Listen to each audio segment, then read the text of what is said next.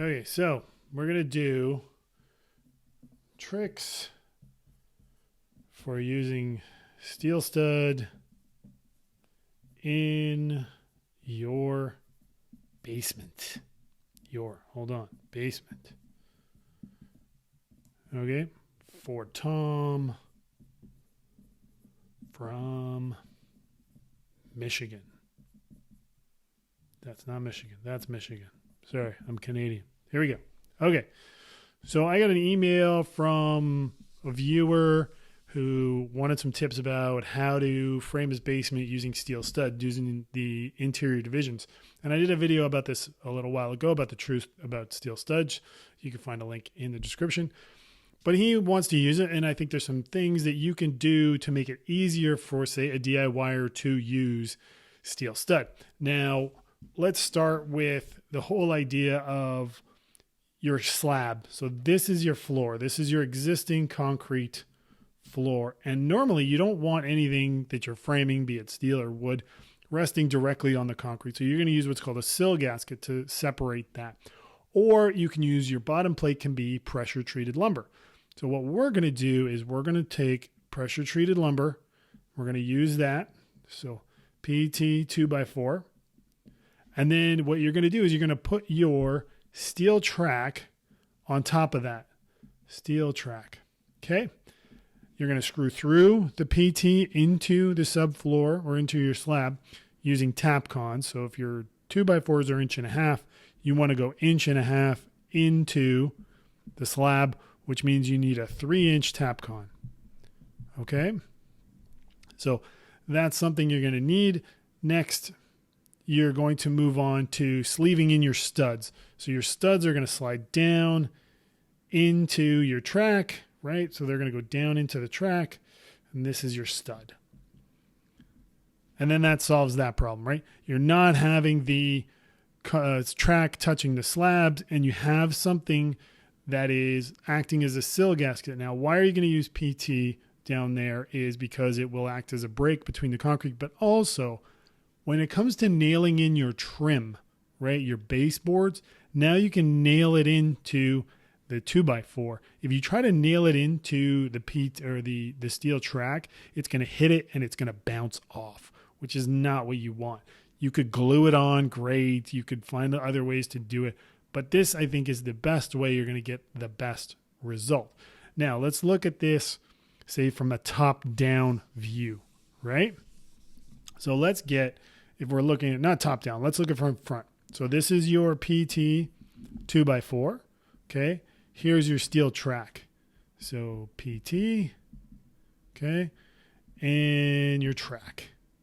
Now that you've got this on, you're going to screw through the steel track into the 2x4s using 1.25 drywall screws. Drywall screws. Okay. And then you're going to now sleeve in your 2x4 or your 2 or 3 5/8 steel track. So this is your stud. And then you're going to take self-tapping steel screws and you're going to put them into either side. Okay. So now you've got it locked in. Now, guys who do steel stud for a living, sometimes they only do one side and then they hang the drywall, and because they're going to be screwing into the bottom plate, it makes it more rigid. But you don't want to do that because you're not a pro at this. You're using this as a DIYer, and we're going to try to make this as easy as possible. Let's look at the anatomy of a steel stud. So we're going to look at it from the top down. Now, when you're putting in screws, your drywall screws or your self-tapping screws in the bottom plate, the strongest part is right here closer to the corner. You want to try to screw in through there, right, with your self-tapping. And then when you hang your drywall, you want to aim for that, see if you can get to that corner. Because if you try to screw it in here, what's going to happen is it's going to hit there, and then this is going to bend, and your screws are going to skid, and you're going to get very frustrated, and you're going to use a lot of 4-letter words. It's not as easy as screwing into wood studs. You want fine thread screws. They're not going to bite the same. You don't want to use a drill. You want to use an impact driver or a drywall gun. Okay? because those are going to work better. The drill, you're going to have to push. And once you start pushing, you're going to use too much force and it's going to cave in the stud and you're just going to skid and damage the drywall. You don't want that. So that's a little bit of an anatomy just of the steel stud from say the top down. Okay. We've got that. Let's talk about how you're going to attach it to the ceiling. So let's imagine this is your floor joist and they're crooked because I'm drawing these crooked. Okay. So these are your floor joist. That looks like flower joist. It's floor joist. So let's say your wall is going perpendicular this way. And this is your track. Okay. And you want to, or sort of ceiling / floor joist. Because the floor joist of one floor of your main floor is the ceiling joist of your basement.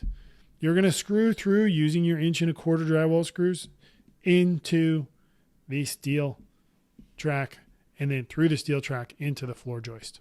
Everywhere that you can do that. Okay. You're going to want to pay attention. What if your wall lands between the studs? What if they're running parallel? Okay. Now you're going to take a piece of steel track and you're going to install it here and you're going to notch it and you're going to screw through the place that you left there. And now you're going to put your top plate on and then down comes your wall. Okay. So this is going to be a piece of steel that you can do. I'm going to frame a wall in my basement and I'll show you how to do that in another video. And I'll give you the idea. So your steel stud is also going to have these little notches in them. Okay. Make sure when you are cutting them that the notches in your wall line up. So pick a bottom, what the bottom of your studs is going to be, and cut the top. Because you want these to all line up because you may want to put in a reinforcing bar to make it more rigid because steel stud, even when the drywall on, it kind of moves. If you work in an office, just go give your office wall a little shoulder bump and you'll see how it moves. They use special kind of doors, knockdown frame doors that sleeve over the drywall that kind of make it more rigid. You're not going to be using those in your basement. You're probably going to be using your typical pre-hung or hollow core door with wood jambs, maybe MDF jambs. You're going to need something meatier to attach to. All right. So let's go and look at that. Typically, you're going to frame your rough opening for a door. Let's say you have a 30-inch door. Your rough opening is going to be 2 inches bigger minimum. So that's your 30-inch door. Maybe you're going to be 32 1/4 is probably a good idea because your studs aren't always straight. That's if you're framing it out of wood or whatever it is. Now, you're framing it as steel, but you can't nail through the jambs into the steel stud. You could screw to it, but it's not going to have the same effect. Doors are the hardest thing to do. That's the true test for us of a carpenter. Like if they can hang a door perfectly, then they know what they're doing. Believe me, I've hired guys who can't, and they say, I can do everything. And then I just watch them hang a door and I have regrets instantly. So what you're going to do is let's create our opening here. So this is our PT. These are our PT bottom plates, right? PT. And then we're going to have our steel track on top of that. Steel track. So typically your opening is going to be 32. So let's say your opening's 32 1/4 that you're putting in. We're going to put another wood stud here. Getting really close to my little thing there. So this is wood. Okay. And then you're going to have another one coming up that's wood. Or you could even put it on the face and nail into the bottom plate. These are wood. And then on the back of it will be a steel stud. Okay. So this is steel and this is steel. Your wood studs are going to be 3.5 inches wood. Your steel is going to be 3 5/8 inches steel. Okay, so they're pretty close. You can make these work together. So now your steel stud is going to be, say, you're going to add 3 inches of this. So your steel stud opening is going to be 35 1/4. So you're going to be adding 5 inches for your rough opening instead of the standard 2 inches. So take that into account. You want to be able to nail into something, to screw into wood for your doors, because your doors are the things that are going to move the most. You're going to be there for years. You don't want to have to hang your door with these weird H clips that you use for steel. It's not a good idea. You do not want to, when you laminate these two together, is screw in through the wood into the steel. You're not going to get as good a grip. So let's get a top-down view of this. So let's imagine this is my wood stud and this is my steel stud. Here's my door opening, my steel stud. I want to screw through my steel stud into my wood studs, right? And then I want to put two screws every 12 inches. Now that's going to give you a lot of rigidity. It's going to keep it strong. You're going to be able to have something to nail to. It's going to make your life easier hanging the door, okay? Another thing to keep in mind, wherever you have an opening, okay? So let's go back here. We have our 2 plates, okay? And if I didn't mention this before, I'm mentioning it again because this is really, really important. Your doors are always moving. In, out, in, out. Nothing in your wall moves. Make sure you tap con next to all your doors. So if this is your door opening, or any kind of opening, you want to tap con in because if somebody bumps into it, the more it moves. And then you probably want to do 1 tap con every 32 inches, maybe every 24 if you want, but you just want it to be bolted in. It's not really going to go anywhere, and you're going to use 3-inch tap cons. Okay. So that's a really brief overview of how you're going to put this all together so that steel studs are not something you regret installing. There is a reinforcing bar that you can use that slides in. When you want to run your wires, you're going to need grommets or you're going to use BX. You need special types of boxes. It's not that difficult, but it can get done. So if you're dead set on using steel stud, I think for a DIY standpoint, using PT between your slab and your bottom plate is a good idea. And then sleeving your doors with 2x4s, whether they don't need to be PT, they can just be regular 2x4s, is important. And here's why. Okay.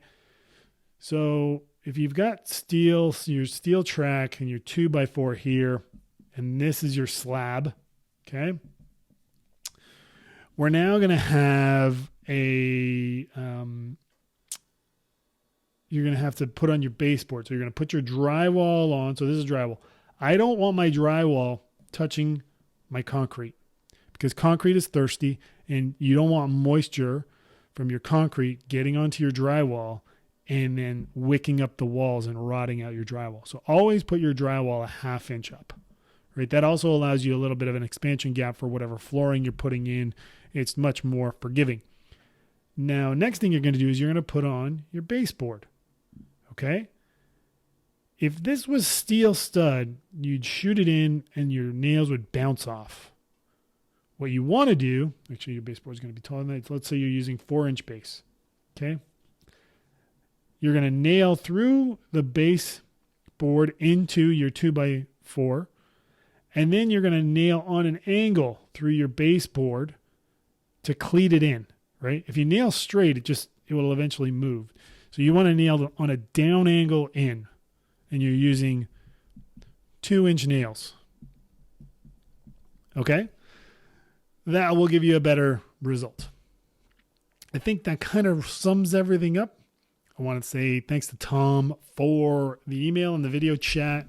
And if you guys have any questions, feel free to email me at basementcoat@gmail.com. Once again, thanks for watching and good luck on your project.